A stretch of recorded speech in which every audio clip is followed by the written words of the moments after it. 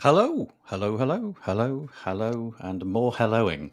How are you doing, Paul Lacey? How's it going?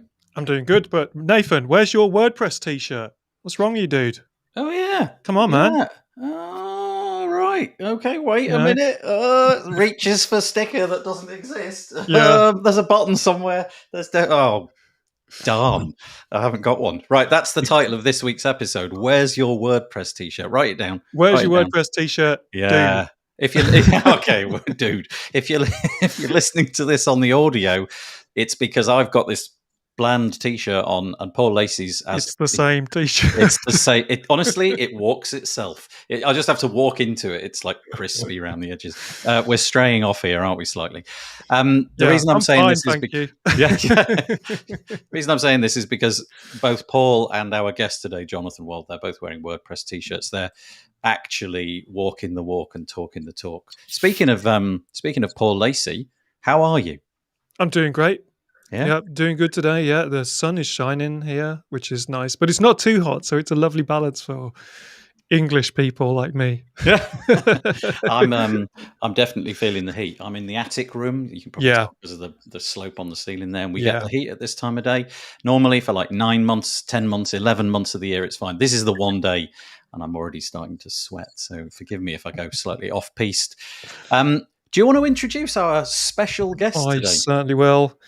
We have today Jonathan Wald, who I met a couple of weeks ago, actually, on the WP Tonic panel show, which is a bit like This Week in WordPress, but imagine in a kind of bizarre Twin Peaks sort of universe where everything goes sideways a lot, and it's a lot of fun. It's a lot of fun show, and we had a lot of fun together on that, and with Spencer and the other Jonathan actually on that. So go check that out if you want to have a few laughs. Probably me and Jonathan ganging up on Spencer a little bit, I think. So yeah, we met there, and what was cool as well is Jonathan wrote a piece a couple of weeks ago about the concept of a marketplace for WordPress, like a plugin marketplace for WordPress, and he wrote an article about that, and we covered that on this show, and we covered it on WP Tonic. But to actually read out Jonathan's bio here, it's moved on. So it says here, Jonathan has been working in the WordPress ecosystem for 17 years and loves WordPress and the open web.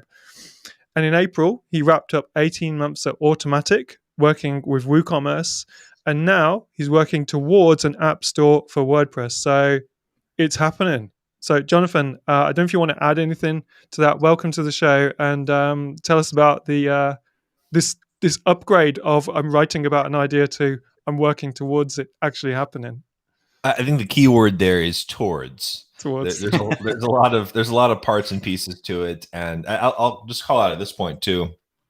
From my perspective, what's represented in that piece is me trying to do my best to articulate the benefits and trade-offs of WordPress being decentralized, and this idea that a marketplace or an app store, if you will, can help mitigate some of those trade-offs. And I'll just call out that from my perspective, there's a lot of different ways that could happen. I've got some specific ideas about what I think is a good approach to it happening.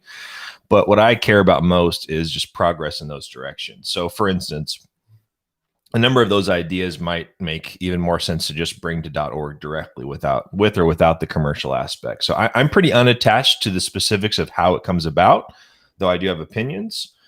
And that's why for me, it's the word towards. It's like, I want to see progress happen in the ecosystem one way or the other. My hypothesis is that a quote unquote private marketplace done right is probably a faster way to get there. So, but that's for me, the word towards. It's like, all right, the focus is let's get the ideas out there. Let's make progress. Let's figure out what's at the heart of this.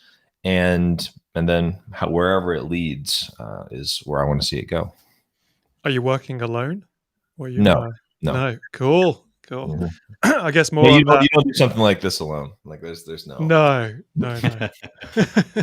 And you used to work for Automatic 18 months ago. I think you left, or you worked there for 18 months. Was that right? Yes, I wrapped up in April. I wrapped up 18 months, which was fantastic. What do you think they'll think about the idea? I've talked to quite a few folks at Automatic about it, and lots of positive feedback. Details matter, right? Like in terms of how something like that would work. And I think the general sentiment, both that I've picked up both with and from inside and outside of Automatic, is it's very complex as a thing, right? The ecosystem is complex. Like you can't, this isn't something that you just wake up and say, okay, we're going to do. It requires, at least from my perspective, a really careful understanding of the different parties that are affected by it. And ultimately what you're trying to do is find the most wins for the most people affected by it. So Automatic in my mind is an important aspect of how you'd pull something like this off. And to me, it would be ideal for them to be involved. The question is, what's the best way for all considered? Cool. So you actually think Automatic would potentially even entertain the idea of getting involved in something like that? Yeah, I believe so. Yeah. Cool.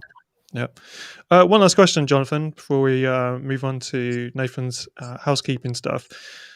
Aren't you involved in a couple of podcasts as well? Am I right about that? Yes. Yeah. Which ones is that? So I'll come on WP Tonic when they invite me. Jonathan invited me on for a couple upcoming episodes, so we'll cause some more trouble there in the future. I do some work with Bob Dunn on the WooCommerce Do the Woo podcast. That's what I thought. Yeah. Yep. That's a lot of fun. I co-host I think once a month or whenever Bob wants me on, and that's a lot of fun. And then I have another podcast with a good friend of mine, Luke Carbis, Crossword. And that's been fun. We've done that for a couple of years now. And I do like podcasting as a medium. So I love podcasting.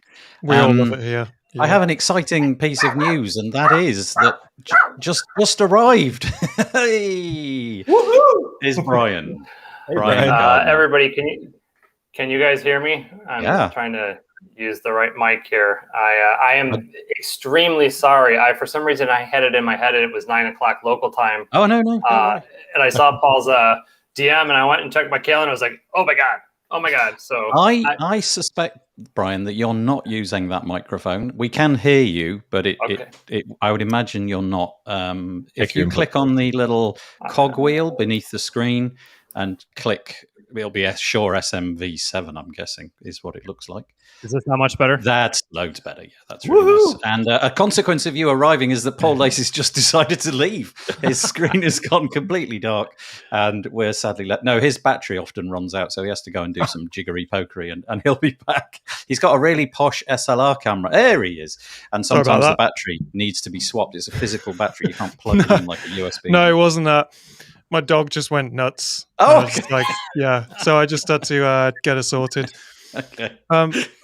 Brian, great to meet you. I'm so glad that you're here. Sorry if we've messed up the calendar things for you there, mate. But no, that was all me. No, you've made it much easier because our first couple of items would have been really tricky without you here because I hadn't researched them enough to not just pass it over straight to you. So I was desperately reading the articles properly before you came on. So that's a great relief. Do you want to give Brian a proper introduction? I'll try, and I'll miss out a whole bunch of stuff. So here we have Brian Gardner, who is a living piece of WordPress history, really. Wow. I'll probably get some of this wrong, but I'm pretty sure you more or less kicked off the concept of premium WordPress plugins or WordPress themes. You were definitely right there at the beginning of that whole thing. And then you founded your company, Studio Press, which is the company that created the legendary theme framework Genesis. You sold that about 2 years ago to Deutsche Engine. And since then, you did some different side projects. As far as I understand, you went to Starbucks quite a lot to drink a lot of coffee there and think about life. Then you became a DVD recommender to me. And so thank you. You recommended me Aspen Extreme and Thrashing, which, sorry, I haven't watched yet. But I will watch those and get back to them. And but then more recently, you started a new project called Frost WP, which we're going to come on to straight after the first piece. We're going to segue straight into that because it seems to fit perfectly with what we're talking about there. So I've missed a lot of stuff there, but anything else you want to add to the mix there, Brian? Most everything is right. I don't know if I am the pioneer of the premium WordPress theme market, but I was certainly one of the first to be there. So that was all right. StudioPress is right. Genesis Framework is right. Legendary, as it pertains to some of those things, definitely right.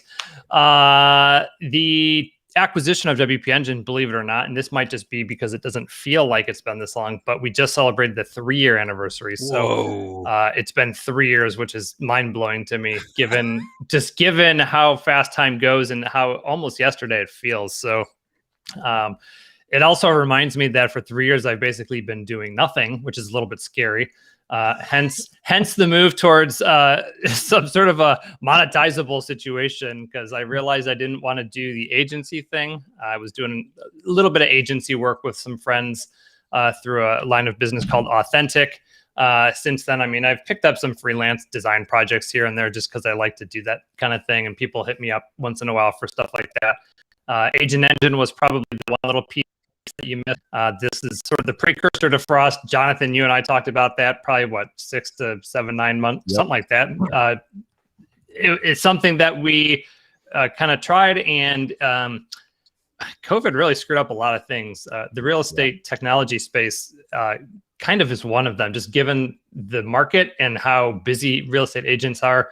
None of them think they need a website because all they're doing is spending time getting people into houses and reviewing offers. So when things come around, I think things will come around. And I think people will realize, especially now, right? Because a lot of people lost their jobs. And so maybe they jumped into real estate because it was so hot. So there's actually going to be an overabundance of agents, and there's going to be very little inventory. And that market's going to completely, I think, flip-flop very soon. So, and then, yes, Frost, that's the elephant in the room, at least in my life now. So. We will say a big hello to that elephant in just a minute. But before we do, just a few bits of housekeeping. Pretty boring stuff, but good for us if you can manage to do it. Firstly, if you're watching this, the easiest way to watch this is wpbuilds.com/live. That gives you YouTube comments, so you need to be logged into Google if you want to comment. The other option is if you're in the Facebook group by any chance, then you would need to go to that URL there. It's chat.restream.io/Facebook. Otherwise, you remain anonymous to us. That's fine. If you wish to remain anonymous, that's totally fine. But just to let you know that if you want to not be anonymous, you'll need to click on a link when you get to there. There is one little chat. So this is an example of it. This person, we don't know who you are because you didn't click that link. But good afternoon to you. And Cameron, all the way in Australia. Hello again, Cameron. Nice to see you. Yeah, Cameron Jones. And another one. Hey guys, Facebook user. I've got a sneaky suspicion it's going to be Lee Jackson, because last week it was Lee Jackson, and it was always Lee who was commenting in that way. Okay, let's get stuck into it properly then. Good to have you, Jonathan and Brian. We've got a fairly large amount to get through, so we'll crack straight on.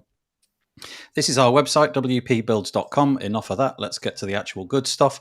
So 5.8 is just around the corner. We're really close now. This is a massive release. I mean, really, really, really shaping up to be one of the bigger releases in the time that I've been fretting about WordPress releases. And we're at that stage where really, if things are going to ship on time and ship in a way that works and doesn't break everything and disappoint everybody, we need to get as many people eyeballing the test environment. And so basically, I'm going to link to a post on the newsletter that I put out tomorrow. So to get as many people involved as possible. There is some work to be done on the block widgets editor. I'm just going to basically paraphrase it onto the good stuff. Template editing mode and theme blocks. There's things to be worked on. Protone, we talked about that extensively the other week, and how that's an interesting addition to core, shall we say. And we've now got what was the query block, but is now the query loop block. That's probably the most exciting bit that I'm interested in, because Paul and I were sort of trying to build something the other day and realized this is probably what we needed, because it wasn't available. So anyway, there's a boatload of stuff coming, but we need testing to be done.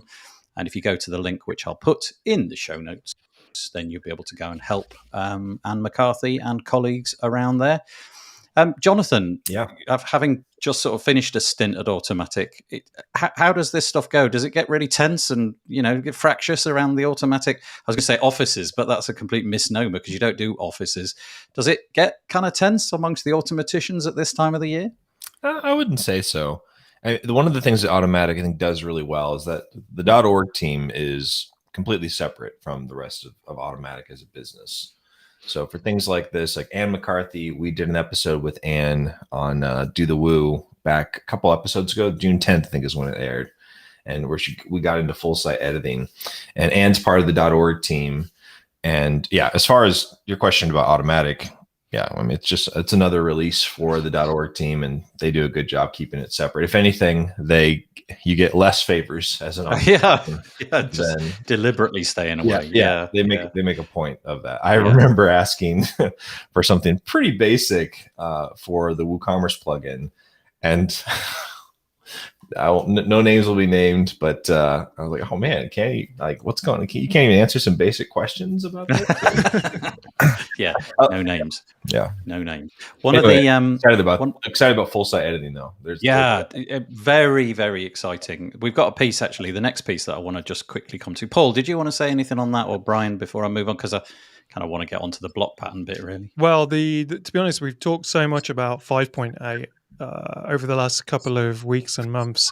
The main reason we put that one in there is because we were interested to quiz you, Brian, a little bit about your sort of buy-in with the whole block editor experience. So the article that was really partnered with that one is one on WP Tavern, which is Justin Tadlock talking about the new header and footer block patterns coming to WordPress and how those will all work and everything.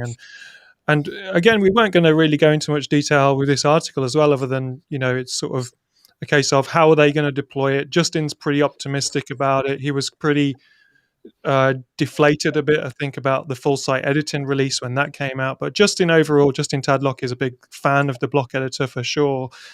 Me personally, I'm sort of totally on the fence. Depends what day of the week it is. But you can sort of see on the future of these header and footers that, because as I understand it, I don't think you can ship patterns with CSS, which I could be wrong about that. But my assumption on that is that if there was like some really popular block patterns, then theme authors would probably have to make their themes compatible with that block pattern, which totally makes sense to me. Or that some of the block pattern authors would have websites with little CSS snippets that you could customize to get them to work, or partner plugins, perhaps. That's what I can see happening. But unless there's anything anyone wants to say particularly about that, the thing now that you're on the show today, Brian, that we were super interested in is you're releasing this new product called Frost WP. I mean, I know what it is and Nathan knows what it is, but I'd like to introduce you in a minute to tell everyone else what it is all about. But the intriguing thing for me, Brian, is like you created Genesis. And to me, like Genesis was almost like the most artisan way that you could make a website. In fact, it was so artisan that if you were a Genesis user and you'd nailed your hooks and filters, you almost wore a t-shirt about it. Not you, but the users of Genesis were so proud that they made the websites in such a clean, coded way that was something to be quite proud of. And people would look for Genesis developers specifically because they knew their websites would be really solid if they went for that. So I wonder what your feeling is on the whole full site editing thing. Are you very optimistic about where this is going, and how with, for instance, Frost WP, are you trying to bring in some of that clean artisan way of doing things, but with the new things that are coming? Because these new things that are coming can create absolute chaos, in my opinion. It could go, you could be doing it really well, or you could literally make the biggest mess in WordPress that someone wants to try and make when they're creating a website. Somewhere in there was a question. So maybe just talk about Frost WP and your philosophy and what you think about full site editing and patterns and all this stuff. We'd love to know a bit more about that. Okay, well, let me know when you need to do like a commercial break, because there's a lot I can say about all of this. You don't have any. Just do a heads up and we'll do a word from our sponsor. That all loaded stuff and questions and ideas and comments. And, to be perfectly honest, let me just kind of back up just a bit and just give context to the Studio Press sale and acquisition for that we did with WP Engine. A lot of it had to do with this Gutenberg thing that was getting ready to be released. We had several lines of business and we were sort of all over the place. We had this thing called Rainmaker, which was a very resource heavy line of business that we had. And so we just decided we couldn't give Genesis sort of what it deserved, right? We had it for so long. The partners were starting to kind of want to start to do our own things, myself included. And I was like, look, there's a big thing coming in WordPress, and either we need to double down and invest into it ourselves, or we need to do something with it, because I'm not going to just watch Genesis die kind of on its own. And so we decided that it was in the best interest of the community, the product, the brand, all people sort of included, to go ahead and try to find someone who could, a partner, if you will, to come in and take over and reinvest and sort of take it and run like a baton. We did find that with WP Engine. I'm thrilled with the decision we made. They've gone above and beyond. Again, I can't believe it's been 3 years since that acquisition. And a lot has changed, and it's taken WordPress itself a long time to get to where we're at, because that was 3 years ago when we saw the sort of on the horizon, the waves coming. And here we are, in full site editing still isn't completely a thing. Fast forwarding to us now, like over the last 3 years, I've kind of paid attention to all of what was going on with WordPress. I as an older mentality kind of guy, the old school thing, was like, well, I don't know if I have the energy to look into all of what's coming, and I don't know what that meant for me at the time. But I was like, so I kind of purposely did like an arm's length, like observation of what was going on. I never stopped building on WordPress. All of my side projects are and always will be on WordPress. And then I was like, okay, the agent engine thing I alluded to earlier, the real estate thing wasn't quite what we had hoped for. And I was like, well, I really do need, to figure out a way to make money, because that's part of what we need to take care of here in our family. So right around that time, I was like, I love design. I love WordPress. So let me see if there's something back in that realm. At that time, I read the article. I think it was Justin Tadlock, who, by the way, was also one of the sort of the pioneers in the theme space way back in the day. So I have huge respect for him. He wrote an article covering the block pattern library and linked to what was and still is sort of the beta version of this pattern library. I'm like, I had heard about patterns and blocks, and there's a lot of vernacular kind of running around. And I'm like, there's so many words being used around. Some theme companies or plugin WordPress companies are using their own sort of terminology, which really muddies it all. And I was like, okay, let me just click this and see what happens. And I went to the block pattern library, and I'm like, okay, this is kind of what I expected it would be. How does this work? And so I clicked copy. I went into a theme I had open, or a website. I went into the dashboard, I hit paste, and then like the block pattern just showed up relatively as it was presented. And I was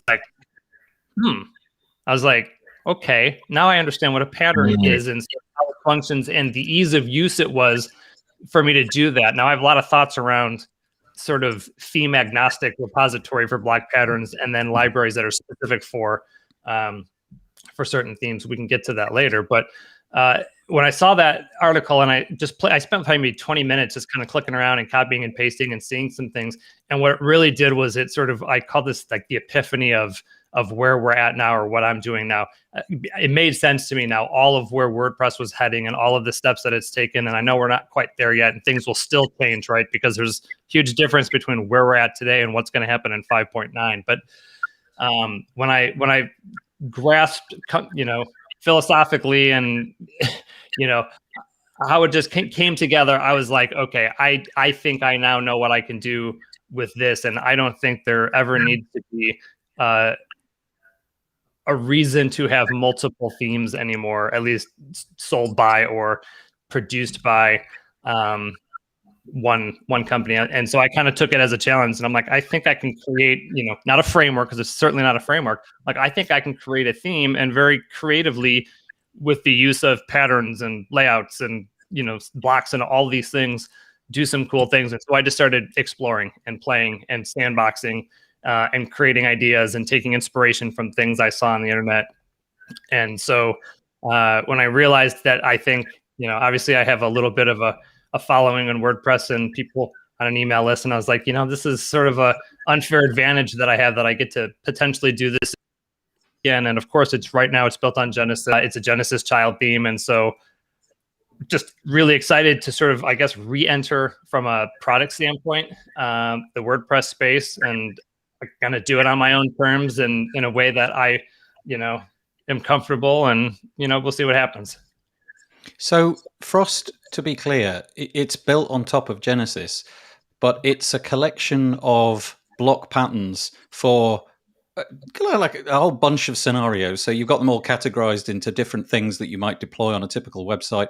But the intention is that you could build out, let's say, a landing page by just picking out the things that you see it, you like the look of it, you want to use that one, you click a button, it's there on the page, you move on, do the next one, and so on. And so you've kind of done all the design work in the background and made everything look fabulous. Is that kind of it? Yeah, that's really what it is. I just... Rafal Tamal, who was a designer with us at Studio Press, he has a product for Figma, which is, most of us know is sort of a design prototyping tool used to build wireframes and stuff like that. Anyway, so he had, and I forgot to tell this part of the story because it's important. He has a product called Design Kit, and essentially what that is the Figma version of these like block patterns, you know, sample headers, sample hero areas, sample call to actions, and he's got it in Figma so that, you know, people who are designing websites for people just grab, you know, these sections and sort of build a very quick sort of top to bottom wireframe for like a landing page. And when I saw that, I was like, you know, like that's sort of when I saw the pattern thing from Tadlock, and then I was thinking about Rafal. I'm like, I bet if I built a sort of a library of these things, but in WordPress, now that I know you can copy and paste code, it's literally that simple. It's almost stupid simple. You can't believe it actually works as easy as it does. I'm like, if you just build these little layers, you know, do it in a way and then sort of export the code to make it copyable, you know, you could build what we're looking at right now on the screen and send it to a client in, you know, literally 3 minutes. And then, of course, you just customize the colors and photos and sort of, you know, expand on it to bring their brand into it. But like, it's a really easy way to prototype live on the internet. Like these are all like, you know, it's responsive, you know, all of that stuff. And so you could, on a call, build a wireframe with your client and do it within, you know, 20 clicks. And so, so this is the sort of the what I call the wireframe version, the flat version of what we're doing. And of course, from here, we're doing things like starter. That's the new one. I just put that in there yesterday.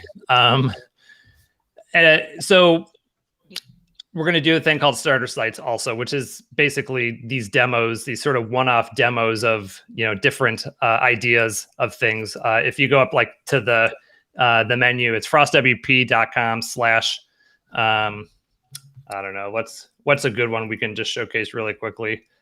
What's a good one? Small-business. Let's just do that.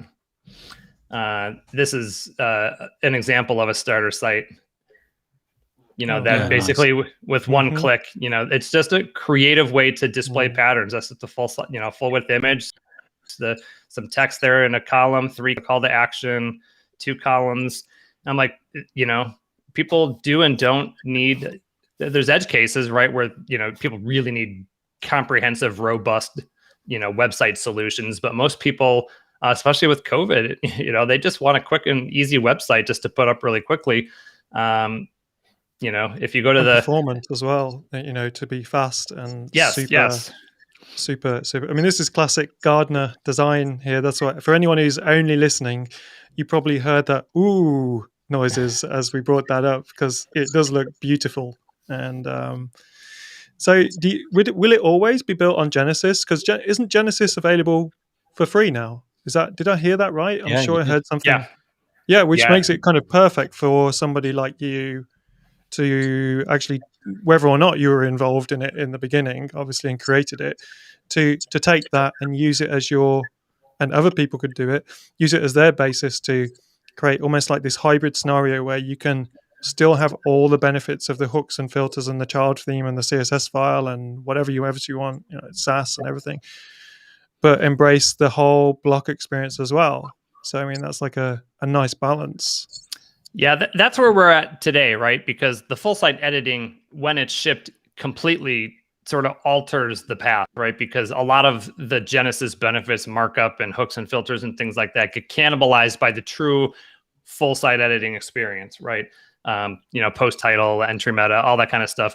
And so at some point in Genesis, the Studio Press team itself is building a what do they call it? The Genesis block theme, which is agnostic from the framework. So it's basically a standalone theme, right.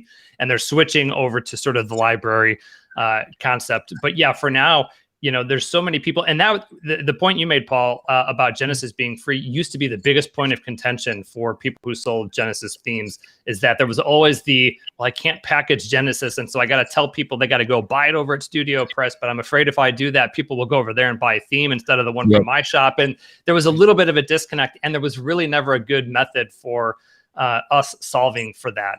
And so for years, and I don't know how many times in conversations or meetings that we had, I was like, guys, let's just do Genesis for free. It'll solve a lot of problems. Maybe it can even go on the repo. Maybe there's a distribution piece here that we can go. And we just never kind of got there or agreed to it. And so I'm thrilled to see WP Engine embrace that. In fact, they just also made Local by Flywheel free. So there's a real open source thing happening here. And of course, there's strategy behind it, right? Because a lot of it's built around, we'll give this, it's like the freemium model to some extent. Something we never did with Genesis, but I'm thrilled now to be able to package Genesis with this and sort of, emulate what they're doing right now with blocks and patterns and layouts and collections and things like that. So yeah, that's a accurate sort of assessment of where we're at. It's just to be clear, this is all built in. You build these things inside of the block editor. What is the interface like? Have you built anything proprietary, or is it just you sort of click find reusable blocks, you just get the little kind of extended thumbnail, if you like, and you just drop it in, and if you like it, you keep going with it? It's nothing. Or have you got like an overlay where it shows a more complete layout, anything like that? Yeah, working through that now as a proof of concept, I just built a very simple plugin to literally just import patterns into the editor. Like when you go to add a block, you have the option to add, I can't remember if it's add all or something like that, which then takes it to a little side panel, which has tabs between blocks and patterns where you can, it's the same sort of interaction that when WordPress core patterns are shipped, you can go in and search for a pattern to drop in there. That's sort of the very first iteration, just to see if things work as I expected them to. But we're working on the development now for a bigger experience, more sort of in line with like a screen modal, where you can browse bigger from a bigger screen real estate perspective. You can see more. It's not just sort of in a little customizer side panel, but you can search for block patterns. There'll be a tab for starter sites where you can, if you just want to go in and import the whole starter site, you can do that. And there may even be a sort of an intermediary idea or concept called layouts, which is just like a single page, group of patterns, for hey, maybe I need to build just a landing page. So, I don't need a whole starter site, but maybe there's, some layout, like one page layout things. And so that'll be sort of the interaction where you will literally just go into the editor and say, hey, I want to build this layout. I'm going to click this icon, which pops open the modal, and I want to select the one, and then it'll just drop it all in there, and then you can tweak it from there. Yeah. If you've not played with block patterns, and I'm sure that there's quite a few people holding out against the whole Gutenberg thing, it's such a great initiative. Just the idea of being able to squirrel stuff away and download it from somewhere else, and it's so fast. You just click the button and boom, there it is. And this is such a neat idea. I keep stumbling across things that I didn't expect to come out of Gutenberg, and like reusable patterns. As a business, I didn't see that coming, and yet here we are. People have got these great ideas selling these packs. Where do we find it? Let's just get the URL in people's heads. frostwp.com. frostwp.com. And I'm slowly and iteratively sort of moving out the website as progressive things happen that allow me to open the website. Like the whole landing page that you see there now rolled out, I think, early last week. And so, keep checking back. At the bottom of that is an opt-in form, which allows you to sign up for Frost News, and also to get access to the very soon to be released special introductory pricing that we're going to have. We're going to introduce sort of like a beta pilot group, sort of, early adopters, help flesh out some things and work through some things. And that'll be like an early lock-in. Substantially, lower rate than it'll be normally, but Okay, so we're on the 5th of July now. Not to put you on the spot or anything. Do you see that being a week, 2 weeks, a month, or? I know for a fact that Frost 1.0 in its ready state won't be ready until 5.8, just because, as we talked about and can continue to talk about, there's a lot of things in there that I think I want to account for, and I want that to release. I want to make sure there's a little bit of time to make sure things that we take advantage of are there. But in the meantime, so like probably within like a week or two, I would think that the sort of early adopter will be able to go in and, sign up and start really accessing things. We're just tightening up the bits of the plugin right now, the library plugin. So, okay, so go check it out. It's at frostwp.com, and keep checking back. A week or so from now, you'll be able to You're getting some nice compliments as well, Brian. I know, Lee. Thank you very much. I appreciate that. Yeah, let's make use of this button here. Lee Jackson, Brian is royalty, all in capital letters. I might be fanboying right now. He says that's really cool. Okay. Nice to see David Von Gries. David is the guy behind the Page Builder framework. So really nice to have you on. Hey guys. Oh, I see. You were one of the anonymous ones earlier, as was Rick. So nice to have you with us, Rick, as well. And Lee, helpfully posting the URL for the people in the comments. Jonathan and Paul, I don't want to pass up the opportunity for you to give commentary on what Brian's just told us. So floor is yours if you want to talk. Jonathan, you go. If you would. Yeah, I got a couple of thoughts on this. First, I want to just call back to the full site editing and testing. One of the things I loved about your narrative there, Brian, was that you kind of got in and began to play with it, and that's where you saw the opportunity. And I just want to encourage folks in general, like if you haven't gone in and played with some of these things, like for your example being a good one, you never know what ideas might come to mind. The other thing I want to point out is that it's sometimes easy to assume, like with the call for testing, that, lots of other people are doing it. No, that's not the case. There is a fantastic opportunity right now at this sort of stage in WordPress is evolving to give input and feedback and have quite a bit of influence. Yeah. And this is something that I guess I just see this. I've seen this as a thread over the years in WordPress. Yeah, WordPress is huge. There's a lot of people that are involved, yet it's still a relatively small group of people that are giving the input. And what I love about what Anne and the rest of the folks are doing there is that they are going out and they're working hard to bring in as much input and perspective as possible to represent the majority using WordPress. And even as they do that, there's so much opportunity right now to help shape the future of what's happening. So I'm super excited with what you're doing here, Brian. And it's going to be interesting because initiatives like this, to me, are examples of what bring together the best of it's the work. A lot of the work that's going into Gutenberg. It's like, let's get the technology right. Let's get some key pieces of this right. We don't really know where this is going to go. I'm being a little ungenerous in that. I think there's this degree to which we don't know what the applications are going to be yet. And it's things like Frost that become great examples of what brings it all together. Brian, I'm really curious to hear your thoughts. If there's anything that you can say at this point on business model, like how are you thinking about the business model for Frost? Yeah, I'm always a authentic and full transparency guy, and we're going to have 2 licenses.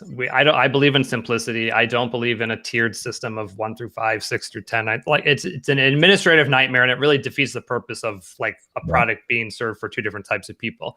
So we're going to have like a single site license, and there's going to be an unlimited site license. We assume people will see starter sites. Maybe they're a food blogger, and they're like, "Hey, I just want it from my one site, and that's it." Right? So we shouldn't charge them $300 a year for something like that.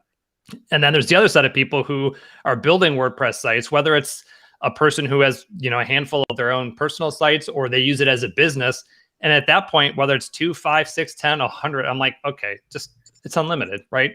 And it's going to be something, around $300 a year, which is peanuts. It sounds like a lot of money, but it's peanuts. If Frost saves 1, 2, maybe 3 hours, depending on what your rate is, per year, the ROI is insane. And, we've heard for a decade now, how many people who I still get on shows and they're like, man, I bought Pro Plus at Studio Press when it was $199, or, I donated to your breast cancer walk and I've used it and built 800 sites with it and it cost me nothing. I feel very secure in what we're building and how it's going to help people.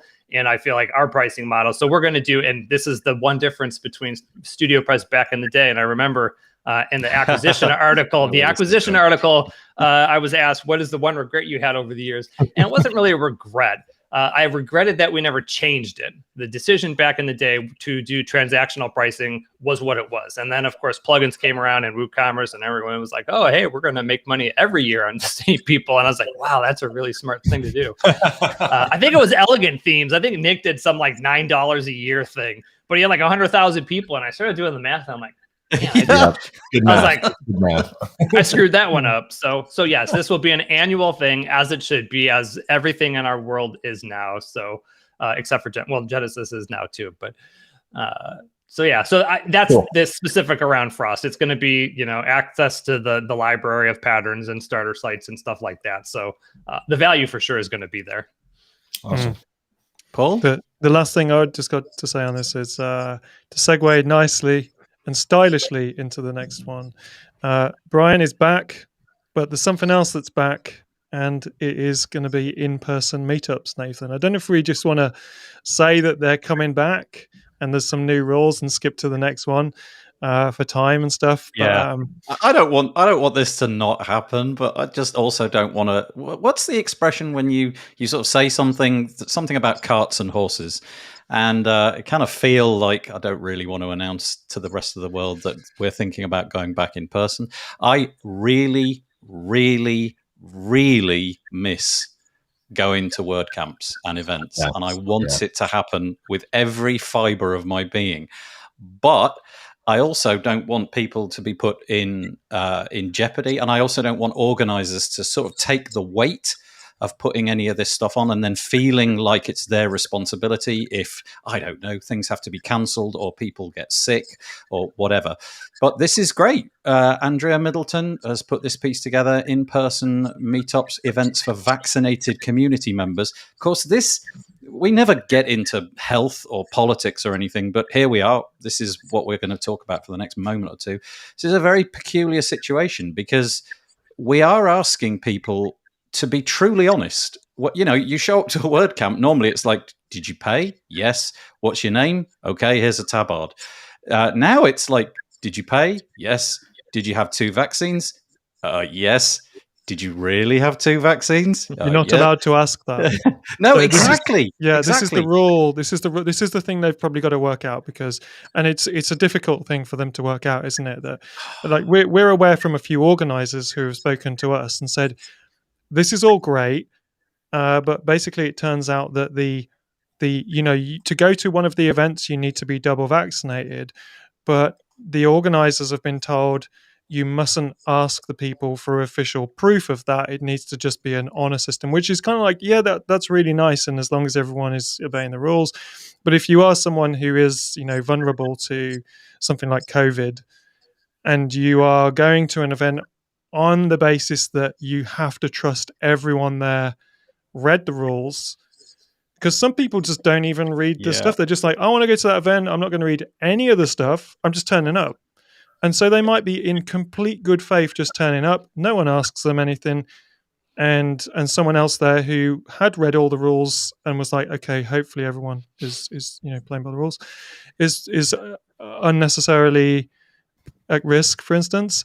Now, so that's the thing. I don't think it's a massive story. I think that basically that this comes out in the wash, that all the organizers are going to go, hang on a minute, this is difficult, and it will get sorted out some way. But I'd be interested to see what the outcome is about the rules. I don't know if you guys, Jonathan and Brian, went to a lot of WordCamps. Me and Nathan went to a few meetups and stuff like that, and so we're definitely missing them. I'll jump in on this. I've got so having worked at WooCommerce and focused on community, I have a lot of recent context for meetups and events. One of the I started a new WooCommerce meetup shortly after I joined, a few months in, and it was like on a Monday or something. And then by the end of that week, I had published the announcement that we were switching away from all in-person meetups. Like the first one had been in person, so it was like right in that March timeframe where it's like, we weren't sure. And So this is complex. I love Andrea. She does fantastic work, and I really appreciate how she handles situations like this. And part of the complexity is it's early on. She alludes to like the local guidelines, right? And WordPress, we can forget this sometimes. We'll have our own context and perspective from our own local community. It can be very different, and it is in fact very different all around the world. So. Yeah, this is tricky. I find it fascinating. I like the approach that she's taking here. And when I say she, there are obviously a lot of folks have gone on into this. There's a lot of input and feedback. A lot of folks are involved, and yeah, it's a challenging thing. There's a tension there, right, about trust, and then there's like what I would be comfortable with, what you're comfortable with, right? It's the last thing I want is for anybody in a position of organizing this stuff to feel like it's up to them, if you know what I mean. Right. You just want people to, in good faith, show up. You know, if they're the rules, please stick to the rules. But also, you can just imagine how anxious that would be if you are organizing this. Let's just pray that nobody has a problem whilst they're here. Because I think those guidelines need just a bit of clarification on. You have option 1 or option B, and how you can be completely transparent about that. You know, and I think then it'd be okay. And we've had a couple of comments that it should, Cameron is saying it should be down to the local governing bodies and the local laws and that kind of stuff. But it's just, all I've got to say about it, I'm looking forward for them to come back. Personally, I'm not generally classed as an at-risk person, and I will be double vaccinated as of this coming Saturday. So I'm just on a personal level, just looking forward to going and making some new friends again in the real world and sharing knowledge and listening to what other people have got to say. Again, can't wait. Yeah. So, Brian, any thoughts? I just basically echo what everybody said. You know, I started to resume attending WordCamps within the last couple of years just because I hate to fly. So it's always been tough to go to the ones I want to go to just because I don't like to fly. And so like the WordCamp US ones being in Nashville and St. Louis have been like awesome because I was able to drive down to those. I'm looking forward to them. You know, again, I'm a little on the camp of Cameron as it comes to, the local governing bodies and that we're all adults and that people just need to, make their own decisions. And I guess it's just, Part of the challenge with the job that Andrea has here is that she's, I feel fairly certain that she's getting input from folks who are very concerned about this. Right. Like, oh, they want to get back to this. Oh, what do we do about this? What do we do about that? Should we require? And so part of I see a strongness in the message. Like, no, yes, this is our recommendation that this is for fully vaccinated folks. And no, you can't require anyone to tell you whether they were or not. And she's coming down really strong on that. And I would say there might even be a majority of organizers who are fine with it, or that aren't too bothered. They're going to follow local guidelines. They're going to resume or they're not going to resume. Yet, all of the folks matter, and there's some who are really concerned. And this is laying it out like, hey, this is how to approach this. Is what you can't do. And I always appreciate the lengths that Andrea will go to make things as clear as possible. So I'm curious to see. That's a really good point. At least thought is being applied, because over here we have the Euros soccer tournament, and the Wembley Stadium, which is our great big stadium. I think there's going to be like 60,000 people all just yelling and shouting and having a real great time of it. That's this Wednesday. So, maybe we can just see how that goes and then not worry quite so much about our 50-person meetup. But yeah, curious. I feel the next one is right in Jonathan's wheelhouse. And to be honest with you, Paul and I think we misjudged what this article actually meant when we looked at it the first time a little while ago. This is over on the Woocommerce side of things. So we've got an article entitled Woocommerce Payments. As I was reading it, I was thinking they've done Stripe, but that's not it, right? I was reading this and I was thinking they've just taken Stripe out of the equation, and you've now got WooCommerce acting as a payment gateway. But I don't think that's it.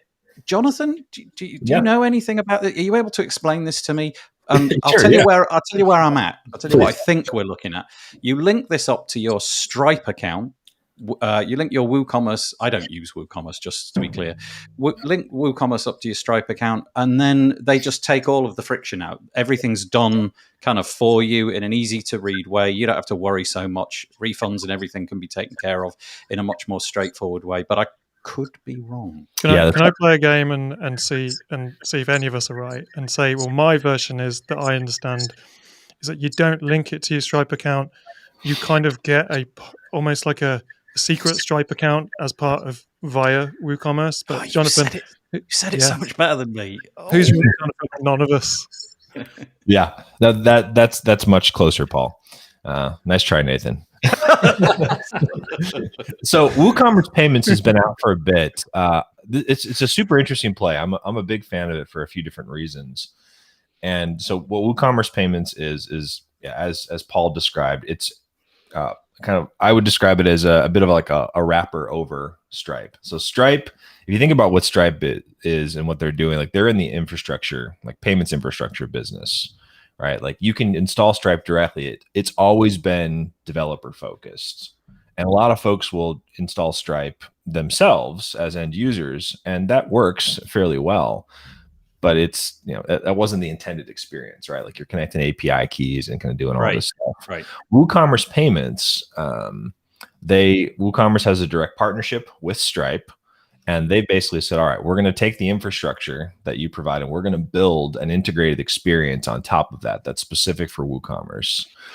And I think, so it's interesting as it is, like there's a lot of cool stuff that it does. It already has some great promise today. What I get more excited about is the future potential here. I would love to see WooCommerce to position their payments offering more and more as time goes on as their own like services layer infrastructure that others could build on top of. Like, what does it look like for developers to be able to build experiences that leverage WooCommerce Payments internally? And for instance, to build a theme that has some great blocks focused on payments, and to not anticipate that you need this whole monolithic like WooCommerce setup, or like maybe something really simple, and to be able to just leverage WooCommerce Payments as an offering that has, it's great infrastructure. It offers all the other things on top of it. You could offer Apple Pay, Android Pay, or Google Pay, whatever they call it these days. So it's going to be interesting to see how that evolves. And then from a business model perspective, then I'm no longer at WooCommerce and Automatic. Just call out my bias here. I don't think the marketplace is, from an ideal perspective, the current WooCommerce marketplace is too long for this world in terms of its model and how it approaches things. I think there's a lot of opportunity there. But when I take a step back from a business perspective, I think WooCommerce Payments is very much the future for Woo in terms of alignment with value for the customer and the opportunity to have it as this services layer that you could build on top of. So it's interesting what's there today. They've just recently expanded to a few new countries because it was US only. That's the bit that I'm highlighting on the screen. So we've now got not only the US, we've got Canada, the United Kingdom, Ireland, Australia, New Zealand, France, quite a lot. Italy, Spain, and Germany all able to make use of that. And that's really what I'll just add a piece of nuance to this, though, that for anyone curious, like this is not just a wrapper on top of it. It is a full, like WooCommerce Payments, like they're owning this from a customer support perspective, like the integration experience. So it's like Stripe is the back-end technology, but it is like, for all intents and purposes, like it's a WooCommerce product. Is there any reason? Oh, Brian's left. He left him. Oh, and I think he's back. There we go. Let's pop him back in. Is there any reason, Jonathan, or Brian, or Paul, why Automatic WooCommerce, let's say, wouldn't want to have complete control of that experience? So instead of having to go to, in a roundabout way, and create a Stripe account on your behalf, if you like, is there any scope, do you think, in the future that Automatic will do that all themselves and take the 1.4, 2.9, whatever it is, %? There's not a good reason for that. I mean, Stripe is specifically in the infrastructure business, right? Like they're solving a lot of the tough problems. Stripe and WooCommerce, from my perspective, is just a fantastic partnership. Stripe and Automatic working together. Like, this is what Stripe wants to do. Like, they want to be in this business of, hey, we're gonna build all the tools, we're gonna solve all the hard problems at the infrastructure layer, and we want applications on top of it. There's just no real incentive. That for the end user, it's transparent. So like what you thought, Nathan, it is, you install it, you'll see Stripe referenced, but in passing. Like, it's all the setup process, everything is within the WordPress dashboard. And, once you've got it installed, like, you're doing everything inside of WordPress and WooCommerce. So I think that's only going to become more prominent. Yeah. So if you're in one of those, I don't know, what is that, 10 countries, you can take advantage of this. Paul, Brian, anything on that? This is good news. I'll pass this to Brian, because I think this is good news for people like Brian that are creating a situation where there's like a one-click starter site, and then knowing that the point after that, let's say, you were to do a one-click WooCommerce simple shop or something, that you can't get the user past certain hurdles that they need to do setting up the rest of WooCommerce, for instance. But you can create a really simple guide that helps somebody on through a very, very simple onboarding, because I know, setting up Stripe for my clients has never been something they found easy. They had all sorts of questions, and it didn't always work perfectly when we were doing the connection. Plus, then you have to go and do this weird thing where you're setting up the webhook